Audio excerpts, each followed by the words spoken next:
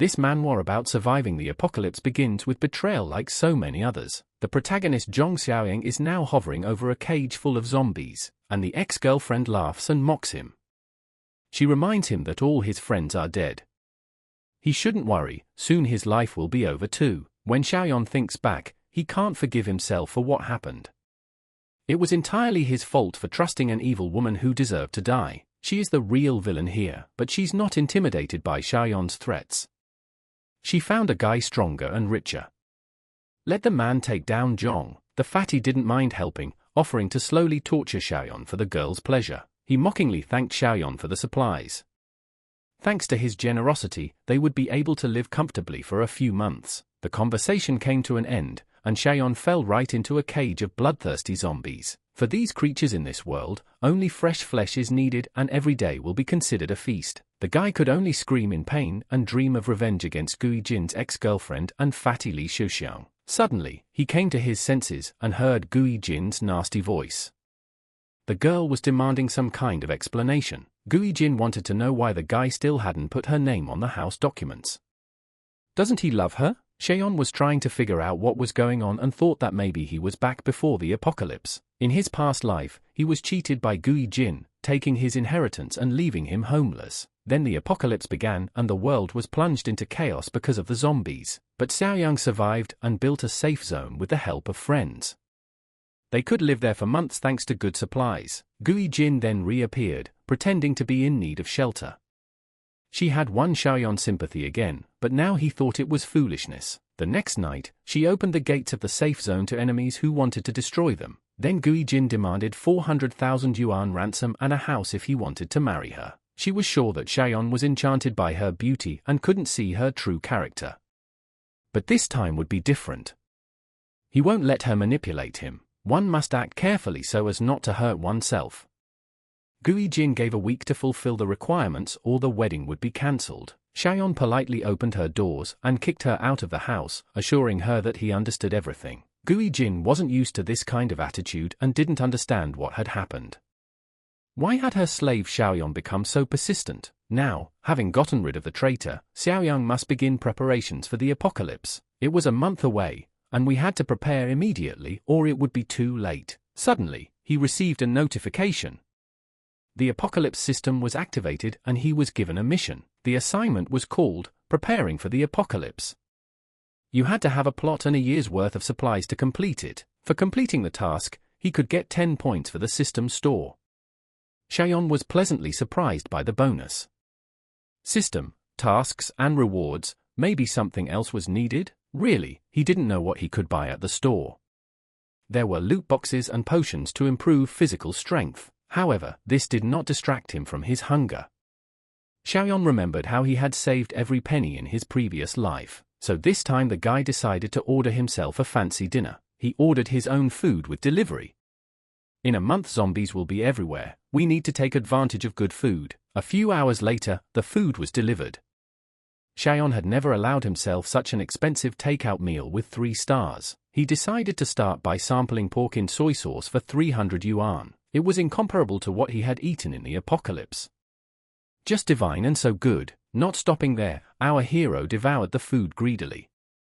His appetite was great, and soon he had eaten almost everything. At that moment, the phone rang, and he was eating so sweetly. Gui Jin has already complained to his sister Wen Shui. After all, she never calls him for nothing. The guy answered the call and immediately regretted it.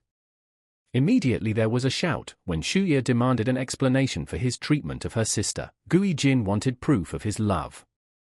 If a guy doesn't give her property, how can he claim to love her? The girl was just testing him and he failed the test. If he brings the house documents and the million yuan, when Shuya will try to convince Gui Jin that it's a misunderstanding. Otherwise, their relationship will end. After such a speech, Xiaoyan lost his patience. Who was she to test him? With such an attitude, it was better for her to disappear. When Shuya tried to object, but Xiaoyan ended the call. The guy was fed up with greedy girls. All they wanted was money and possessions. He didn't care about that now. Xiaoyan needed to find and buy a suitable piece of land. He could build a fortress on it, easily defensible and close to the water and forest. The next morning the guy showed up at the real estate agency. The counselor asked what he was here for, to rent or buy a house. Xiaoyang said he's looking for something more valuable than rent or a house. A sales manager told a consultant to help with boxes of toilet paper. The girl tried to explain that she had a customer, but it didn't help. The man didn't see Xiaoyang as a client. He even scolded his subordinate for forgetting her lessons. Convinced that you can't be an agent without manners, he sent her to the backyard. He also told Xiaoyang that a poor man in cheap clothes couldn't even afford a toilet. This arrogance annoyed the guy and he wanted to teach him a lesson. Xiaoyang demanded to repeat how he dared to look down on others. Manager Zhu proudly declared that he always looks up to people like our hero. If Xiaoyang buys a toilet, he'll eat shit on live TV. Xiaoyang was fully confident that the manager would regret his words. The guy advised him to find something fresh. He came here to buy land, not a house. All the customers were shocked. It was the first time they had seen a person buying land. The girl invited him to sit down for a detailed consultation. Manager Zhu gritted his teeth thinking that everyone could brag. He'll see what happens when it comes to payment. Consultant Xiaoning provided all the available plots for purchase. He could have looked through them, but he didn't need to. Xiaoyang knew what he wanted and refused. The guy was going to voice his requirements and see if there was a suitable option. He wanted a plot near the mountains and water, preferably running water, and it would be ideal if there were factories or large buildings. It took Xiaoning a while to find a suitable site. But Manager Zhu came up again. He suggested a plot in the Eastern District. Xiaoning thought it was a bad idea. It was a plot of T-City with unfinished factories. Such property couldn't be sold to customers. Manager Zhu was sure that Xiaoyang was not a customer, but a problem customer. Xiaoyang didn't care where the site was located as long as it met his requirements. Unfinished factories were not a problem, on the contrary, it was an advantage. After looking at the details, Xiaoyang decided that this was exactly what was needed. With barbed wire, the place would be easy to protect. The unfinished factories would save a lot of time and money. He agreed to buy the plot. Xiaoyang was willing to sign the contract and pay for the purchase immediately. The girl was shocked. She could not believe that someone would buy a plot of land with unfinished factories. Xiaoyang remained firm in his decision. He even asked to speed up since someone couldn't wait for their goodies. Manager Zhu held the check in his hands and couldn't believe it was possible. This poor man was able to pay 300,000 yuan for the abandoned land. To Zhu, this was a complete folly. Before leaving, Xiaoyang reminded him that the payment had been made. Now it was the manager's turn to fulfill the promise. While Zhu will enjoy himself, the guy promised to send donate in super chat so he won't be offended. The rest of the customers were pushing the manager because the stream had already started. One of them, feeling bad, promised that it would be fresh food because today he had lobsters and would make a beautiful decoration of the dish. This was how Xiaoyang completed the first step of his task. Now it was time for the second step. However, he had spent all the money for the land and must look for funds for supplies. On the way out of the agency, he was spotted by an old acquaintance, Li Xuxiang, who was surprised to see the guy here. But all questions fell away when he saw what was going on inside. Employees and customers were forcing Zhu to fulfill his promise, and he was desperately asking for help. Meanwhile, Gui Jin was nonchalantly painting her nails after a heavy shopping spree. Li Xuxiang called her and asked if she knew that Xiaoyang was buying land. She was shocked at where he got such money from. Li Xuxiang explained that Xiaoyang had spent 300,000 yuan, probably saved for the bride price. The girl was furious that he dared to use her money. Li Xuxiang advised her to calm down and find out from Xiaoyang himself. But Gui Jin, seized with anger, wasn't going to find out anything. She was determined to expose him for using her money. At this time, Xiaoyang had his own worries. Buying supplies and building a base required a lot of money. His musings were interrupted by a loud knock on the door. Who could be bothering him at this hour? It was Gui Jin and her sister. You could tell from her gaze that she was still gripped by rage. Our protagonist still didn't understand what he was talking about.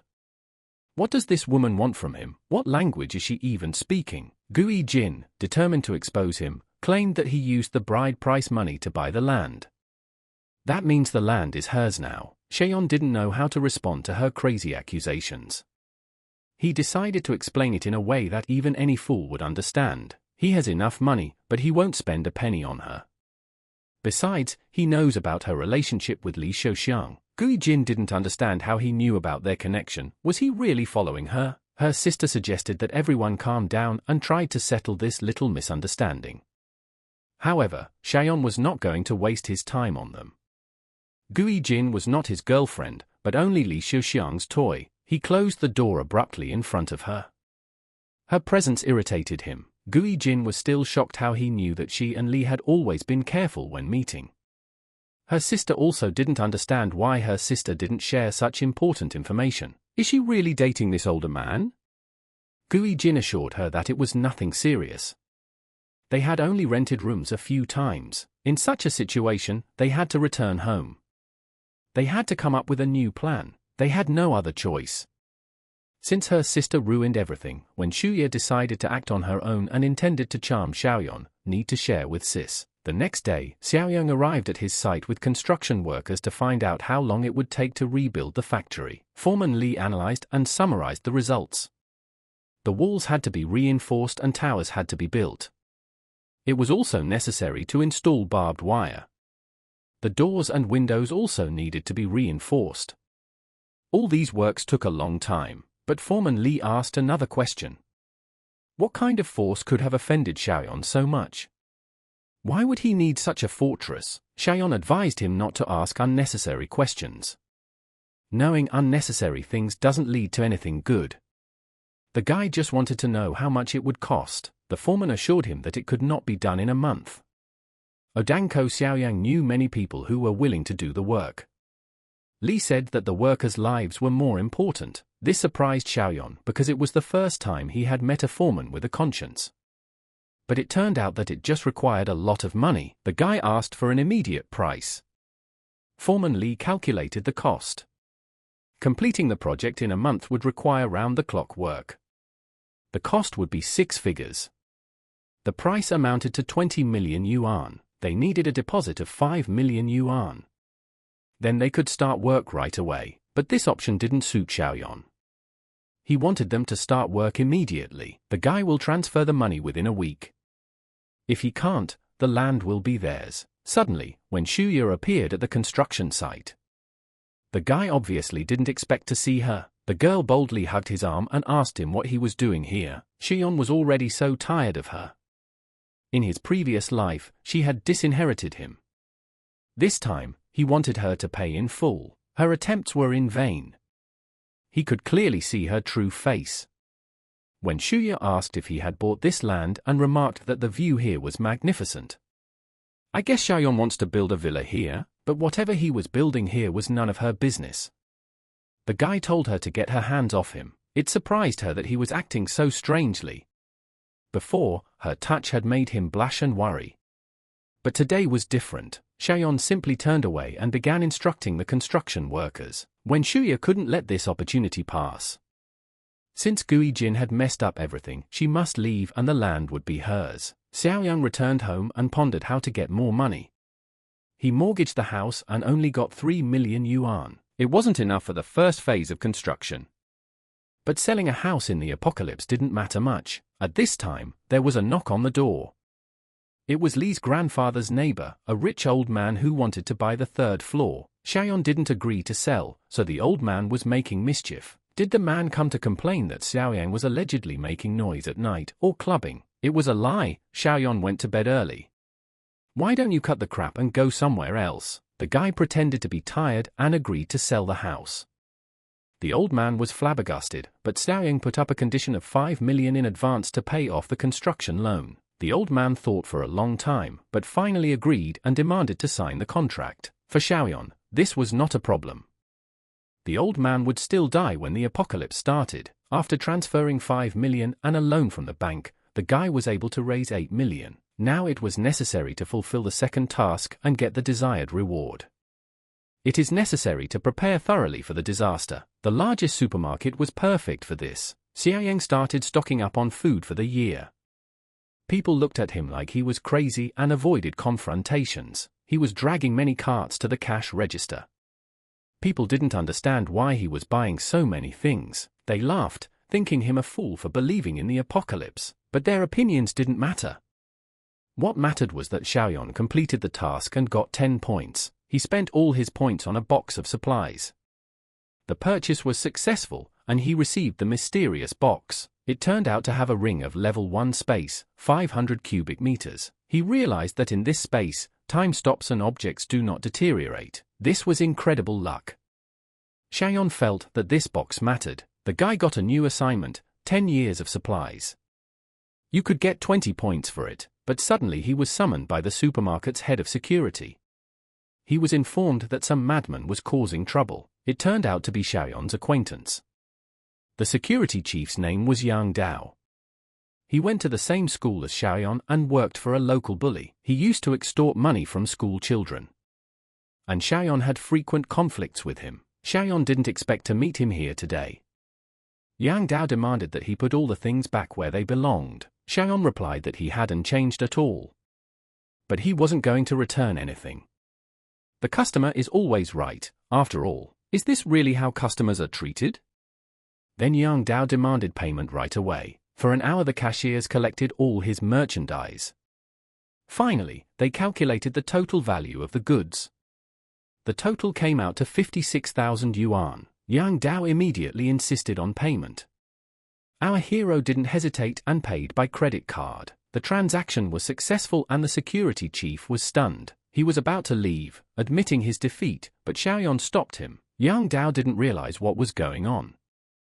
The guy demanded a public apology or he would return all the goods. Yang Dao wondered if the guy had gone overboard with such a statement, but there were too many witnesses. They videotaped everything and supported Xiaoyan. They also threatened to make Yang Dao famous on the internet. Let him apologize immediately. Xiaoyan promised to buy 10 times more goods if he did so. If Yang Dao doesn't believe me, have him bring a payment terminal. He can see for himself. Yang Dao was shocked to see 7 million in the guy's account. Xiaoyan once again demanded an apology and promised to continue shopping. The head of security bowed and apologized. He gave up quickly, though. As he passed by, Xiaoyan patted his head and advised him not to be so reckless. You never know how the situation will turn out. Yang Dao, with a mask of benevolence, asked about Xiaoyan's goals. The guy replied that it was none of his business. He was planning a big deal. The man suggested going to a wholesaler, knowing one of them. His name is Zhong Shengzhe, who was in the wholesale trade. Yang Dao immediately called him and told him that he had found a big client. Xiaoyan realized that the two hooligans were still together. Soon they arrived at the wholesale warehouse where an expensive car was waiting for them. From Shengzhe's driving manner, Xiaoyan realized that it was time to put him in his place. Shengzhe didn't recognize the guy until Yang Dao reminded him of their high school years. The man finally remembered Xiaoyan, though not immediately. A man with no complexes at all. He despised people who pretended to be rich. Shengzhe immediately concluded about Xiaoyan based on his clothes. He ordered Dao to teach him a lesson for bringing in a useless client. Shengzhe even gave him a kick to educate him. Dao tried to object, knowing that Xiaoyan was rich. The man couldn't believe it, believing that he could see wealth at a glance. The guy realized that Shengzhe hadn't changed and called him an entity. Shengzhe grabbed him and demanded that he repeat what he had said. Xiaoyan, unafraid, repeated his insult right to his face. Dao, seeing the fight brewing, quickly intervened. He advised the boy not to touch Shengzhe's sore spot. The man was indeed illiterate, and that hurt him badly. But Dao received another blow and insults for it. Shengzhe was angry that he was being prevented from doing what he wanted to do. Either Xiaoyan buys a truckload of goods or leaves crawling. Our hero was only happy about this turn of events. He ordered Shengzhe to give him the account number. The shock on Shengzhe's face was indescribable when the transfer came. Xiaoyan had indeed sent the million as collateral. He was going to buy 5 million worth of goods. Shengzhe asked what exactly Xiaoyan needed. Xiaoyan replied that oil, rice, salt, snacks, drinks are needed. That is, foods with a long shelf life. Shengzhe almost gave himself away at the thought of the recent shipment of nearly expired goods. At the warehouse, he offered our hero to take everything at a 10% discount. The offer was tempting, but Xiaoyan suspected a catch and decided to check the quality of the goods. It turned out that his suspicions were confirmed. Although the packaging looked new, the food was almost spoiled. Shengzhe was surprised that Xiaoyan had figured out his plan so quickly. The man immediately offered a 50% discount, but Xiaoyan wasn't satisfied. He wanted to spend 5 million on quality products. However, he also had plans for the expired goods. Xiaoyang offered to buy them at half price, but with payment after 1 month. Xingji was confused, not understanding why Xiaoyan would want almost spoiled food. The guy said that soon even this food would be worth its weight in gold. Xingji didn't understand what he was talking about. Xiaoyang said that he may not go into details, let Xingji deliver the goods to the specified address. Suddenly, someone called about the sale of the house. After quickly saying goodbye to Xingji and Dao, he left. Dao asked Xingji's brother if he was okay with everything. The man said he didn't understand what was going on. The kid comes from a simple family, and so the buyer turned out to be an old man willing to put down 400,000 and give Xiaoyan 3 months to move. Everything was going so smoothly that it alarmed Xiaoyan. He asked why the old man was in such a hurry. The man replied that his granddaughter needed to change schools and housing immediately. Xiaoyang was the only salesman in the neighborhood. The old man honestly told Xiaoyan the whole situation.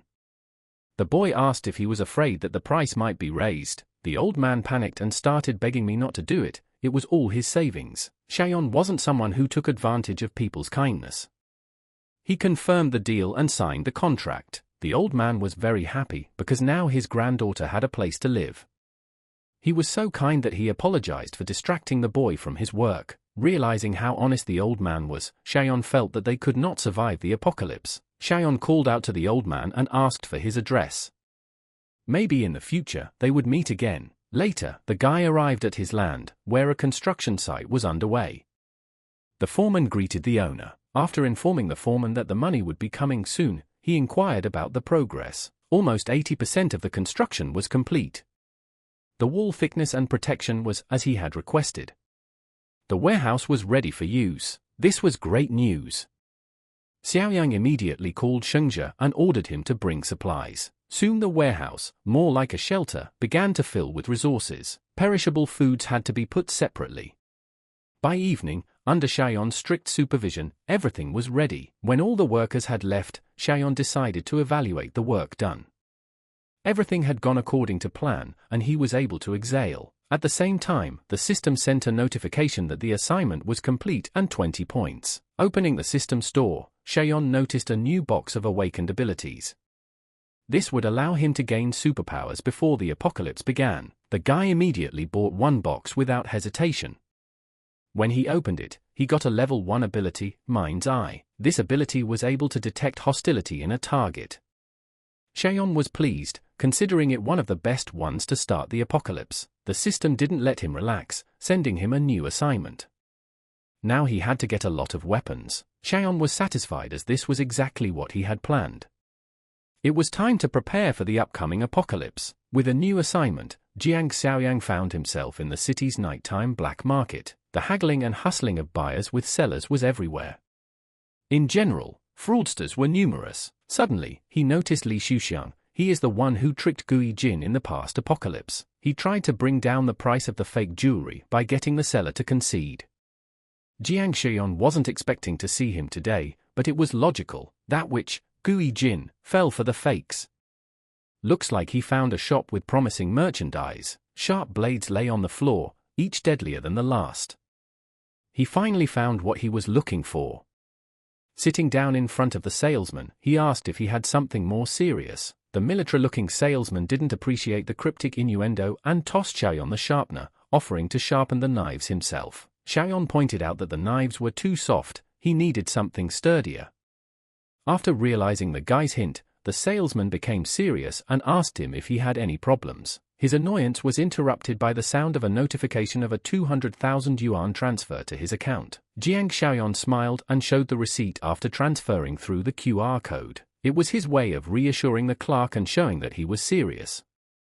The man told the assistant to watch the counter. He needed to step back. His attitude towards Jiang Xiaoyan changed, and he politely suggested to go elsewhere. They had no trouble entering the inconspicuous structure next to the store. The man tried to sell cheap homemade guns to Xiaoyan.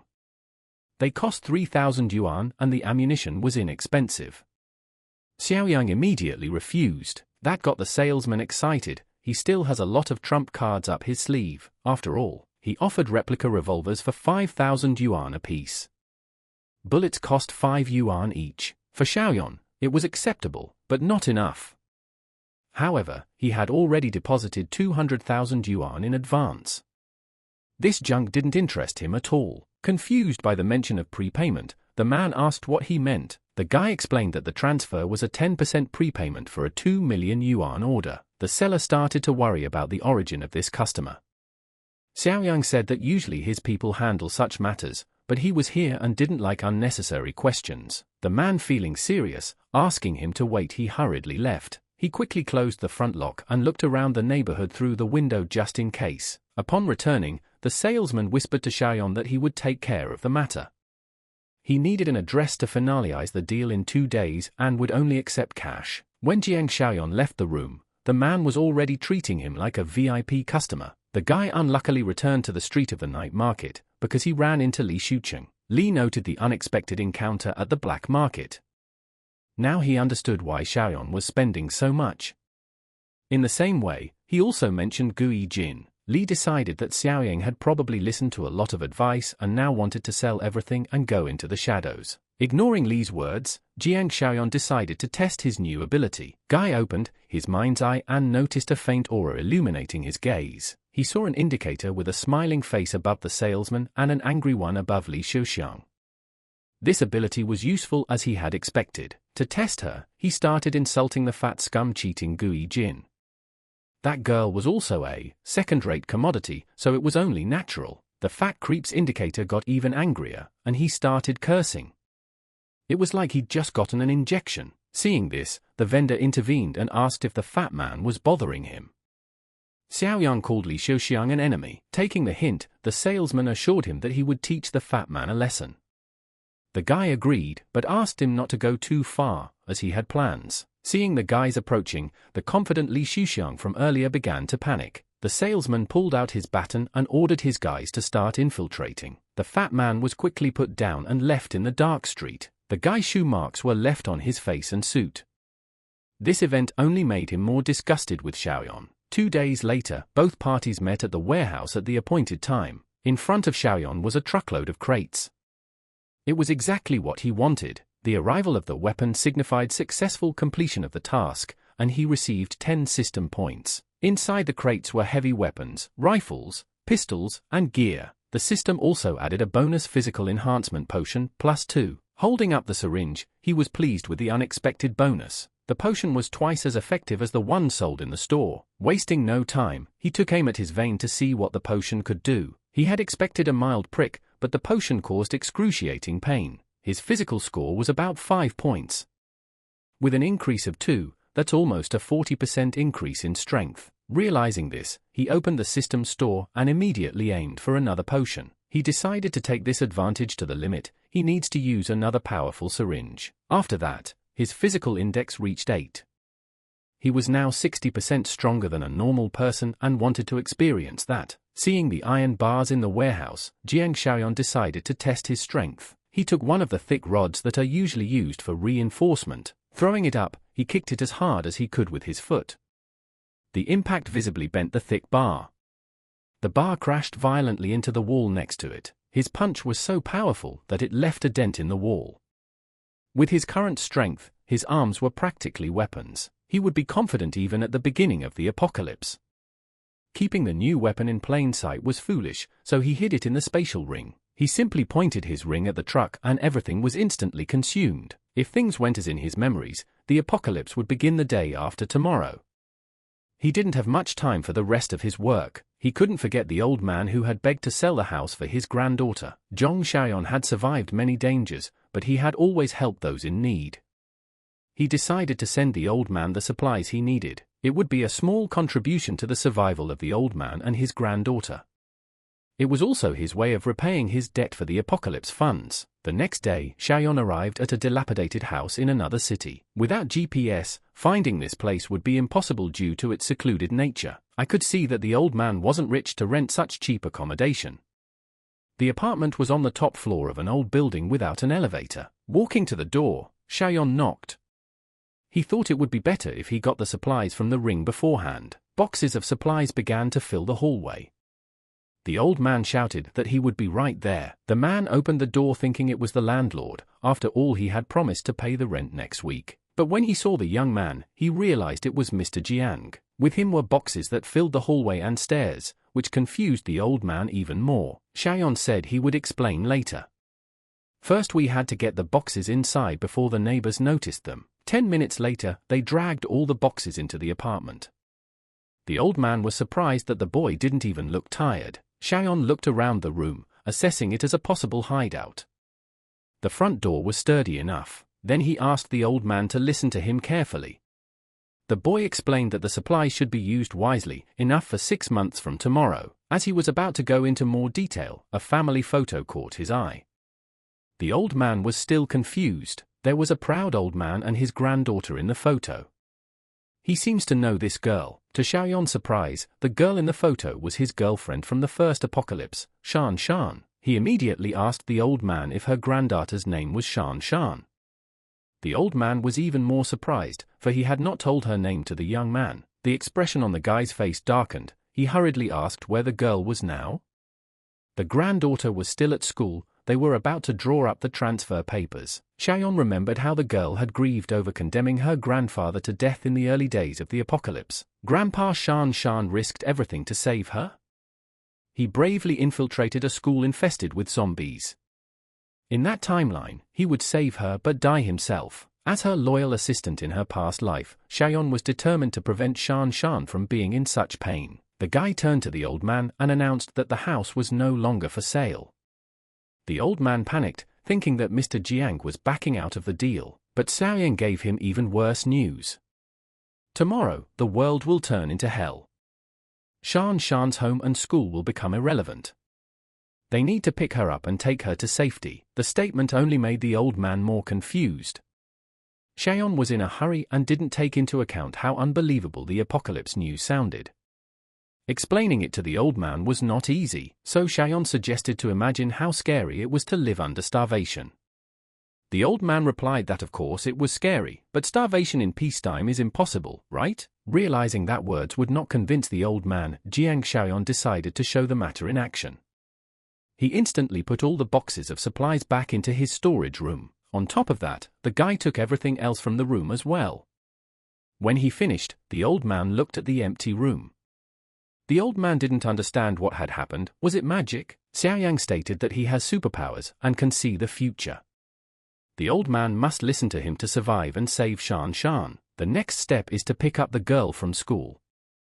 They're running out of time. On the way to Shan Shan, the old man looked at Xiaoyan with his mouth open. Xiaoyan drove as if the rules of the road were only a recommendation. Getting out of the car, the guy asked the old man if he knew the class and dorms. The man replied that of course he did. They have to hurry. In front of one of the academic buildings stood a girl surrounded by students. It was Shan Shan. Some witch was punching her in the face because she couldn't understand what the guy she also loves found in her. With a determined look, Shan Shan declared that she didn't want to be with this guy. He was the one who insisted. Another witch intervened and punched her in the stomach for objecting. The two witches took turns playing with her out of envy of her beauty. The situation escalated until an old man came to the rescue when he saw his granddaughter in trouble. The witches turned their attention to the grandfather running towards Shan Shan. He shouted at the girls, demanding that they let the girl go. Then the rude man stood in his way, demanding that he step back and let the girls decide their own business. He showed his blunt weapons and knives. The old man was not afraid, despite the threats with knives, shouting at the hooligans. One of the bandits raised his bat, aiming for the old man's head. If the bat had hit, it would have been serious, but Xiaoyan intervened in time. The guy looked at the young bully and asked, "Does he want to become a killer at this age?" The others figured he was Shan Shan's older brother or something. An easy target, though. The bully's hands with the bat didn't move no matter how hard he tried. Then Xiaoyan hit him in the solar plexus. The bully soared into the air as if he had been shot out of a cannon. Judging from the first failure, the other two were a bit confused. Xiaoyan was clearly an experienced fighter. They thought of attacking him with the two of them. But Xiaoyan's cold gaze showed that it was a bad idea. One bully with a knife, the other with a bat. Their plan was simple. The first of them attacked from the flank, swinging his bat. Xiaoyan easily dodged it by squatting down. He grabbed the bully by the scruff of the neck and threw him to the floor.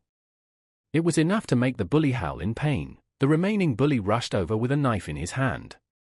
Xiaoyan redirected his weapon and without taking his gaze off, he prepared his foot to strike. Xiaoyan must have been a black belt in his past life.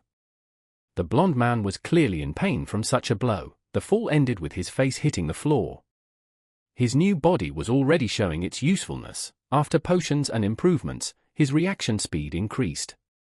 The bullies were quickly punished. Now the only ones left were the witches who tormented Shan Shan.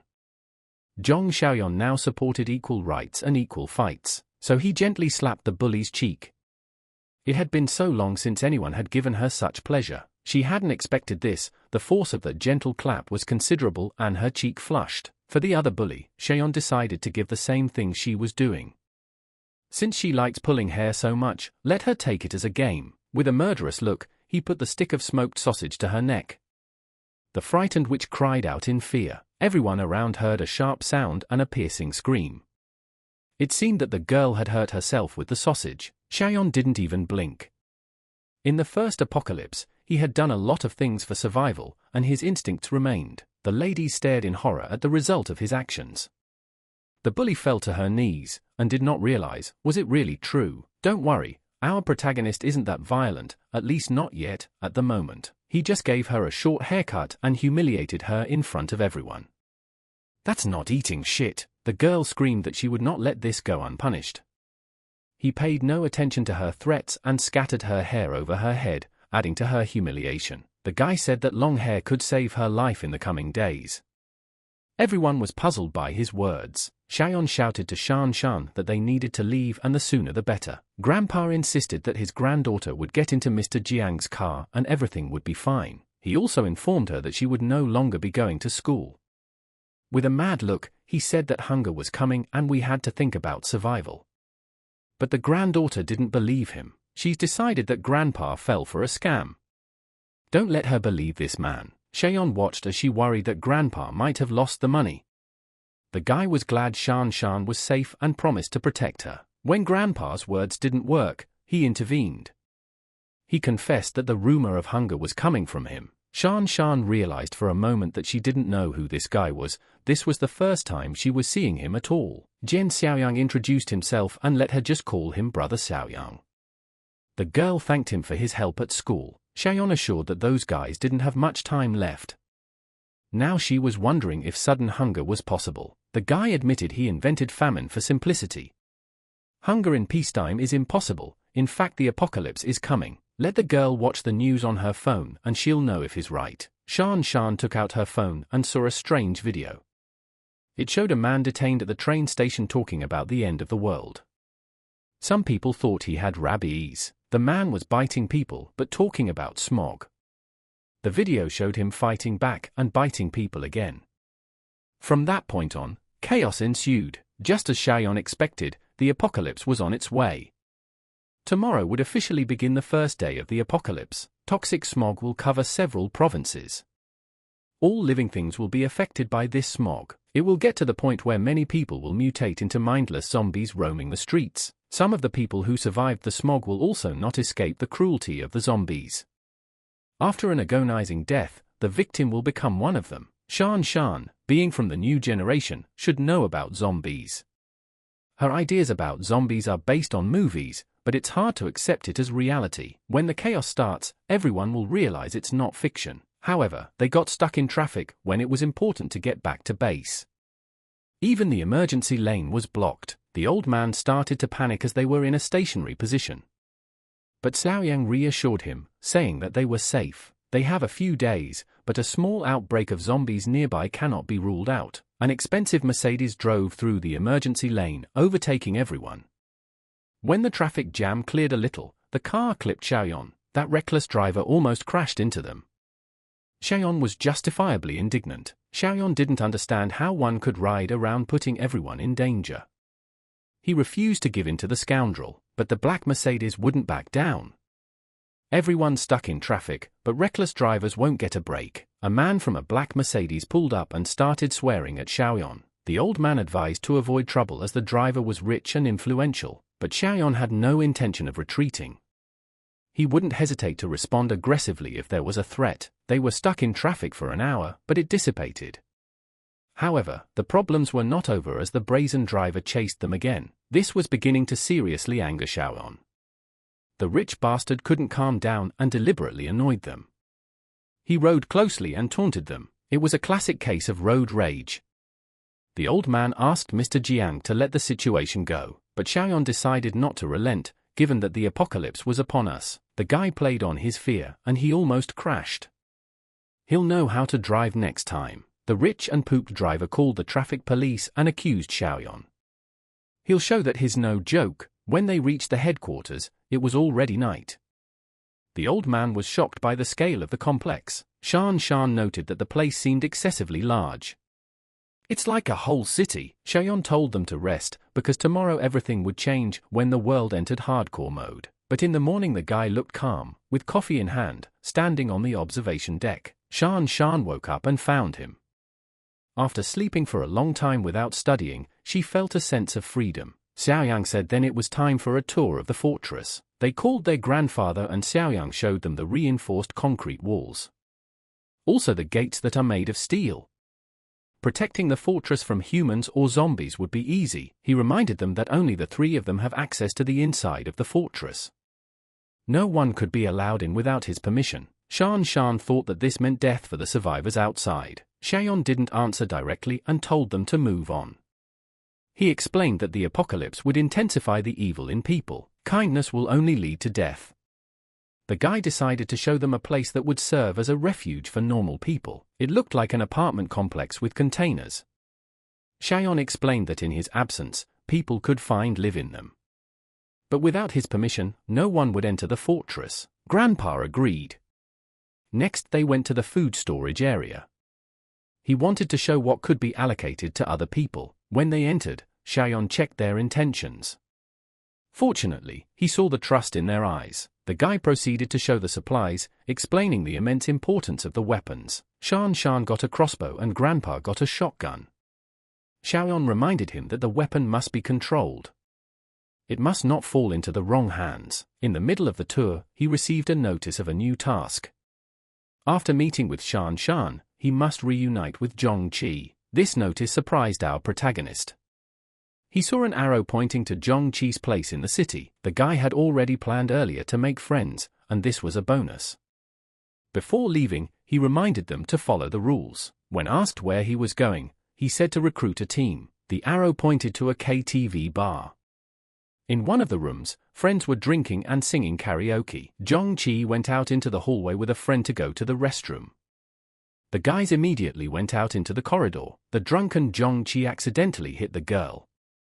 She looked annoyed even though the collision was light. Zhongqi immediately apologized without giving it much thought, but her companion took it as a challenge. He called Zhongqi a name and kicked him indiscriminately. Zhongqi hit the wall and fell to the floor. Did he feel pain in such a state? His friend rushed over to him to see if he was okay. Things were not looking too good. Zhongqi's friend dared to stand up for his comrade. He yelled at the bully for his aggressive behavior. Unaccustomed to this attitude, the bully became enraged. He grabbed Zhongqi's friend by the collar and lifted him up. Seeing the situation escalating, Zhongqi tried to intervene. He tried to calm the bully down and admitted his guilt. Fortunately, a KTV employee was nearby. The noise caught his attention and he decided to intervene. The officer tried to defuse the situation. He asked both parties to calm down. The bully considered his intervention an insult. The employee became the target of his anger. The man gestured for Zhongqi and his friend to leave, or this would not end well for him. The bully demanded that the owner of the bar come out. He threatened to close the establishment. The employee tried to smooth the situation, but to no avail. The boys burst into room 3090 as if they were being chased. The friends were immediately interested in what had happened. They found out that the guys ran into a drunken hooligan. They were lucky that the employee helped them in time. One of his friends offered to fight back. He'll call his brothers right away, they'll sort it out quickly, but Zhongqi stopped him, saying that it was silly. They decided to continue singing and having fun, but it's not that simple. The problem has returned in the form of a bully and his gang. They found room 3090 by beating up a staff member. The guys were surprised when the group rushed inside. The drunken bully threw the employee and pointed at Zhongqi. he ordered his friends to capture everyone. The students dared not resist and surrendered. The sight of the beaten staff member frightened them. A brave student offered to make one phone call. The bully yelled at whoever was letting him speak and smashed a bottle over his head. Blood and whiskey mixed on the floor. This caused Jong-chi to be worried. Outside, a car familiar to us pulled up to KTV. Xiaoyan got out of it with a smile. The end of the world is at the doorstep, and his heart wants a song. Xiaoyan entered the establishment. He is obliged to find his friend. Chen Chong tried to appear stronger than he was, and for that, he received a wound from a broken bottle. The bully turned to his girlfriend, feeling confident. But she wasn't satisfied, for Chen Chong didn't face her. There was no problem, they could also smash Jong-chi's head. However, Chen Chong turned out to be quite resilient. Grabbing an ashtray, he tried to fight off the hooligans. But the other thugs immediately stopped him. His boldness both impressed and infuriated the chief bully. Toth hit him with the bottle again, but this time harder. Jong-chi and friends only watched as their friend was beaten twice. The guy, ignoring the bullies, lunged at the main one of them. While he and Goggles defended their friend, the cowardly fellow trembled with fear. 2 against many thugs is a disaster. The wounded KTV employee began to slowly regain consciousness and get up. Despite the numerical superiority, Jong-chi was giving the bullies trouble. Suddenly, the KTV employee began to mutate, losing his mind. The enraged zombie lunged toward the largest group of living meat. One bully got too close and the infected employee immediately bit him. Not realizing what was happening, the bully screamed in pain. The cowardly classmate Jong-chi was losing his mind in terror. Another bully tried to pull the employee away, but the zombie grabbed onto him very hard. The infected turned sharply and bit the other bully. Did he think they wouldn't get to him? The bite was painful, and the zombie's physical strength made it difficult. At this rate, everyone could have been victimized by a mutated employee. Jiang Xiaoyan finally found his friend. He grabbed the zombie and lifted it up with one hand. To neutralize the threat, he smashed the zombie against a glass wall. Xiaoyan ordered everyone to stop. His actions had clearly attracted attention. The bullies thought this guy was incredibly strong. The main bully didn't understand the situation and directed his anger at Xiaoyan. The guy turned to Jong-chi and asked if he had been bitten. Jong-chi, embarrassed, replied that he had not been bitten. No one understood what was happening. Xiaoyan ordered his friend to follow him. The main bully stopped the guy and said they weren't done with their showdown yet. One of the bitten gangsters began coughing and complaining of pain. Xiaoyan noticed the signs of mutation. The guy was showing all the symptoms. He confirmed that the bite was serious and the infection had spread. The gangster had to mutate, and 2 zombies in a locked room is a disaster. Xiaoyan sprang into action, dragging the zombie towards the door and attracting attention. He threw the zombie into the bathroom and closed the door, locking it inside. The zombie starts banging hard on the door, but he can't open it. It's too hard for his brain. Everyone looked at Xiaoyan in bewilderment. Where did such a strong guy even come from? Xiaoyan seemed to become even more aggressive. He asked Jong-chi which other hooligans should get what they deserved. Jong-chi was confused, not realizing who Xiaoyan was. He is seeing the guy for the first time in his life. The main bully decided not to waste time and drag the guy in first. But Xiaoyan grabbed his face, pressed his fingers into his eyes, and slammed his head against the glass table. A defeated bully with a shoulder wound rushed to avenge his boss. Brave Xiaoyan took a stand and tested his teeth for strength. The enemy fell on his back, fainting and losing consciousness. But it looked like a seizure had begun. His comrade anxiously checked his condition. But it looked like everything was already preordained for him. Xiaoyan asked, who else wants to try his fist for strength? They wouldn't have time to go to the dentist anyway. Xiaoyan advised Jong-chi and friends to leave the KTV room. They quickly made their way out, supporting their wounded comrade. The bullies also wanted to get out of there and picked up their wounded brother, but Xiaoyan stood at the door and wouldn't let them in. The chief bully objected. What is he doing? The guy asked if he was so drunk he couldn't even remember his own name. He almost killed his little brother. Wasting no time on the scum, Xiaoyan knocked down the main bully. After that, Xiaoyan left, slamming the door in front of them. The guy banged on the door furiously, threatening Xiaoyan. However, he didn't know that one of his men had already been infected.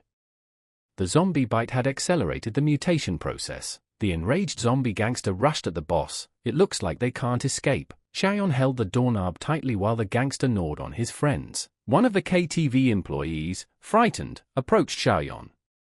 The latter urgently ordered him to close the door and call the police. Here the man is having a rabies flu attack. The employee was confused at the mention of rabies. Cheon shouted once more for him to act faster. The room was securely locked, and the sobbing of the gangsters could be heard. Jong-chi and his friends followed Xiaoyan, leaving the staff behind. The co-worker who locked the door was startled by the inhuman sounds. The co-worker curiously asked what was going on. Their guest said there were people there with rabies attacks. Had he ever heard of such a thing? The staff immediately decided to check the security video. On the screen was a scene of a zombie feasting horribly on dead friends. This footage prompted the guards to call the police. Xiaoyan warned his student friends to leave the place immediately. They didn't know what to do, so they decided to get into Xiaoyan's car. Jong-chi thanked Xiaoyan for his help.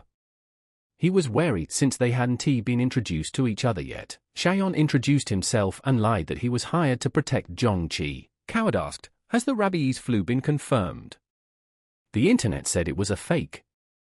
Xiaoyan referred to what they had seen on KTV. The bespectacled man asked if a drug or vaccine had been developed yet. Xiaoyan answered bluntly, "The epidemic will only get worse. The current world is doomed." They were already in the midst of the apocalypse and they passed by another clear evidence. On the road, an infected person chased a pedestrian. The situation in the city is still a small outbreak. But the epidemic will soon get out of control. To survive, they must obey Xiaoyan. The boys promised to follow his instructions. Xiaoyan accessed his mission and 20 points. It was time to secure resources. He was excited about the new loot boxes at the store. There were useful kits and food boxes. The guy was going to trade all of them back to the fortress. Another difficult problem came to his mind. And that was the trust from Jong-chi. The guy was betrayed in a past life. Jiang Kai's entire dormitory was wiped out by zombies because of his close friend's betrayal. That traitor is probably sitting in the back seat. Which one of them killed the others? Meanwhile, in another part of the city, Gui Jing was on the phone with her current man. The girl worried as she waited for the promised supplies. The situation in her neighborhood was getting crazy. She was afraid to go to the store alone. Li Xiuxiang replied that he would bring everything as soon as he could. A sudden knock on the door startled Gui Jing. Who could come to her door in this darkness? The girl announced that she had to hang up. She went to the door and cautiously looked through the peephole. Opening the door, Gui Jing exhaled a sigh of relief. It was Wen Shuya. The girl said the old man Li from the first floor had been taken away. Gui Jing anxiously asked where could they have taken him? The sister replied that she had seen the police and an ambulance. In the morning, Gui Jing heard a noise from downstairs, and she wasn't surprised. The girls began to realize that the rumors of rabies might be true. And Li Xiuxiang still hadn't brought the promised supplies. When Shuya had warned Gui Jing that Xiuxiang couldn't be trusted. But they could use Xiuxiang to steal Jiang Xiuyan's supplies. These supplies would be enough to enrich themselves during the epidemic. Gui Jing asked how she knew about the supplies. The girl replied that she had failed to seduce Xiaoyan and had been kicked out. She saw that trucks regularly brought supplies to the abandoned factory. This could mean that Xiaoyan knew about the coming epidemic in advance. So they decided to use Li Xiuxiang for the robbery. This way, they could take some of Xiaoyan's wealth. Xiaoyan arrived at the base without any problems. The guys got out of the car, marveling at the scale of the construction. Jiangshi couldn't hide his delight at what he saw. The place looked more like a fortress. Xiaoyan only smiled seeing his friend's reaction. After all, everyone reacts like this at first sight. The noise of the car attracted the attention of the other residents of the fortress. They came out with guns to check the situation. Xiaoyan assured them that he was fine. He introduced the boys as the new members of the fortress. He actually only knew Jong-chi, but he called the others his classmates. Sheng Bo's grandfather and Shanshan welcomed the newcomers. Xiaoyan asked Grandpa to show the boys the fortress and explain the rules. The bespectacled boy thought they were in a military camp. Before the tour, the coward caught everyone's attention. He asked to be issued weapons to defend the fortress. Xiaoyan cast a suspicious glance at him. The bespectacled man whispered to Yimin to take his time. They've only been here an hour and the guy is already asking for a weapon. The guys have to earn his trust. Xiaoyan promised that the weapons would be issued in a few days. In addition, Chen Cheng needed medical attention. Therefore, He should be taken to the medical center for treatment. After a few hours, the guys finally washed off the stress and put on clean clothes. Yiming asked Goggles why he stopped his demands. He thought they might have had guns in their hands by now. The courage of a coward to ask for protection seemed ridiculous. He even compared the fortress to a prison. Fortunately, Goggles had a sense of gratitude. Yiming continued to sow distrust among his own. He questioned Xiaoyon's story. The guy thought the story about the mercenary didn't add up. Let them see how he treats Chen Cheng. This is not an infirmary, but a real prison. Yiming assumed that Xiaoyon wanted to take his friend's organs. He decided to recruit the others and attack Xiaoyong first. The bespectacled man objected, not wanting to betray Xiaoyon. Yiming said he would rather betray the world than allow betrayal. He plotted to take control of the fortress. Besides them and Xiaoyon, there was only an old man and a girl. Yiming decided that it was okay to capture the old man and the girl. He noted that the girl was pretty and wanted to take advantage of that. The guys looked at him in disgust. Glass-eyed man and Zhongqi did not support him. Yiming grinned, saying that it was a joke. Zhongqi naively took it as the truth. The apocalypse hadn't started yet, and Yiming was already making plans. The bespectacled man added that Xiaoyon could have locked them up long ago if he wanted to. When the others came out of the shower, Yiming realized that they weren't fit for the plot. He felt it was necessary to be violent in chaos. Despite his fear, Yiming wanted to make them his servants. Grandpa Shengbo reported that Zhongqi and the others were settling in. Chen Chong was recovering. All the doors and windows were securely closed. Xiaoyon thanked Grandpa and Shan Shan for their hard work. He told them to rest, for who knows what they might face tomorrow. Before leaving, Xiaoyon warned to be more careful of Zhongqi's classmates. He sensed a betrayal among them. Deep in the night, Xiaoyon went to the warehouse. He opened the system and studied the offerings. He traded points for a kit, Tier 1 Farmer, for 2 points and picked up a set of Tier 1 food supplies for 5 points. Also, a Level 1 armament for 5 points. He had 8 points left. Set Farmer contained 50 seeds of corn. Set Provisioning gave 200 kilograms of sausage, 100 kilograms of pork, and 50 boxes of noodles. Set Armament contained 1,500 rounds of 9mm ammunition. He put everything in one huge pile. It was not a waste of money, but a stockpile of priceless things. In the morning, several cars pulled up to the gate. They confirmed the address and began their plan. There's an armed gang out of the cars. Looks like it's our black Mercedes driver, and he just finished his call. A rich kid ordered his gang to start taking over a fortress. He needs to punish that bastard. People began hitting the gates with bats and feet in hopes of breaking them down and getting inside. After unsuccessful attempts, they complained that the door was too thick. With their equipment, they wouldn't be able to break through it. The driver of the black Mercedes was furious. He came expecting to easily break into the house, but was stopped at the entrance. The guy ordered his men to bring in heavy weapons. These crates contain secret weapons. If you think they are simple wine bottles, but you are sorely mistaken. These thugs seemed foolish at first glance, but they had Molotov cocktails in their hands and hurled everything through the gate. The fire landed in the courtyard before reaching the compound on the other side. Molotov cocktails caused a commotion. Some bottles hit the roof of the complex after being thrown indiscriminately. The guy saw what was going on and came out with buckets of water and a fire extinguisher. Xiaoyon had already warned them. The catastrophe had yet to come, and the extreme situations were already unfolding. While everyone was putting out the fire, Xiaoyon and Shengbo's grandfather came out with weapons. They headed toward the watchtower to watch the villains. At the top, Grandpa Shengbo spotted a familiar man in a suit. It was the same crazy guy from the black Mercedes they ran into on the highway. One of the bandits spotted someone on the watchtower and informed the boss. "Let's call him Mercedes." He shouted and threatened to burn down the house if Xiaoyon didn't come out. Xiaoyan calmly replied, giving Mercedes 5 minutes. Let them collect their tires and leave. The gangsters didn't take the threat seriously and got even angrier. That's what guys yell when they don't get a coupon for a free Coke at McDonald's. Xiaoyan received a new assignment from the system. While Shengbo's grandfather was thinking about the warning shot, he read the assignment. The assignment required eliminating the threat quickly for 10 points. Xiaoyan refused to fire warning shots when he saw the reward. These intruders were criminal gangsters committing crimes. They didn't care if someone was burned by their antics. Xiaoyan thought it was dangerous to let such people live. Without hesitation the guy pulled the trigger and the bullet hit the Mercedes guy's arm. The first shot stunned Mercedes, rendering him speechless. Maybe the oil needs to be added? The scream of the boss clutching his severed arm startled the bandits. Xiaoyan was disappointed that he missed the fatal shot.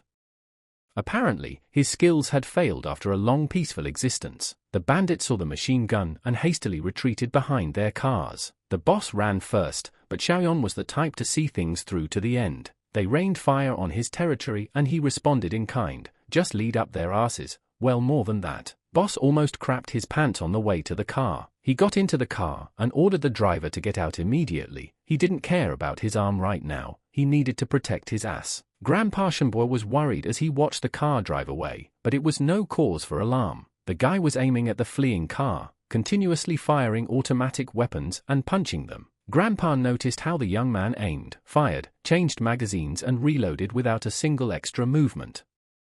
Is he a professional killer? After a few stores, the neighborhood became quiet and the fire was extinguished. The bodies of the bandits were lying on the road leading to the gate of the fortress. Xiaoyan calmly told Grandpa Shenbo to call Zhong Qi and his friends to remove the dead bandits at the gate. However, he thought it was possible to utilize the incident more effectively. In the early days of the apocalypse, he could let the corpses mutate into zombies and use them to train Zhong Qi and Shanshan. He told his grandfather to ignore the team and leave the corpses for future plans. Not far from the fortress another party of cars and vans pulled up. Li Xiaoxiang sat in one of the cars, impatiently asking if they were close to the place. When Shuya replied in her sweet voice that they should arrive after the next intersection, Gui Jing sat in the back seat with her and was annoyed at her cute game. When they arrived at the outskirts of the fortress immediately stopped, and Gui Jing told Li Xiaoxiang to wait for her to enter. The girl got out of the car and tried to involve her sister in the plan. When Shuya claimed that only she knew which factory Xiaoyan was hiding in, not wanting to get out of the car, when Shuya said the factory up ahead, it was hard to miss. Besides, her shoes were not suitable for long walks, but Gui Jing was persistent.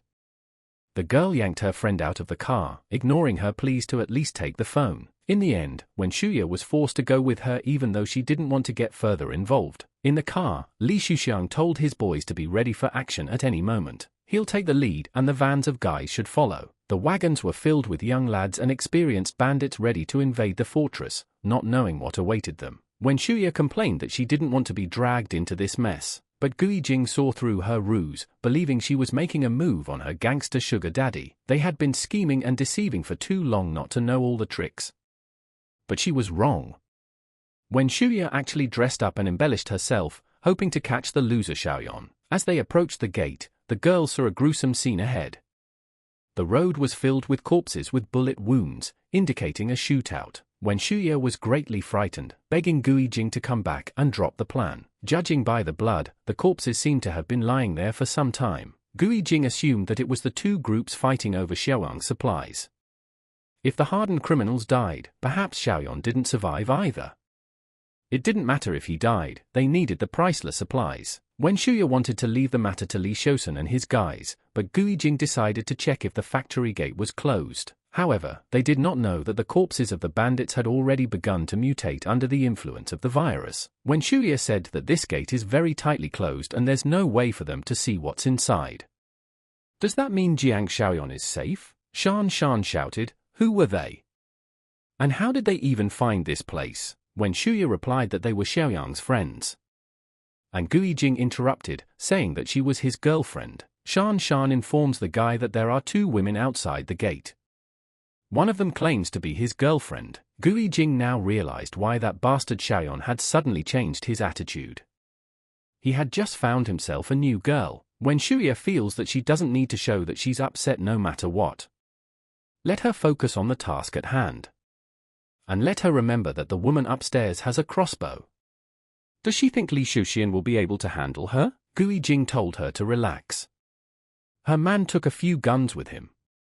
As long as they opened the gate, he would be able to eliminate Jiang Xiaoyan. The guy walked up to Shan and immediately shouted out to the girl, why are they here? He decided to check them out through his magic eye.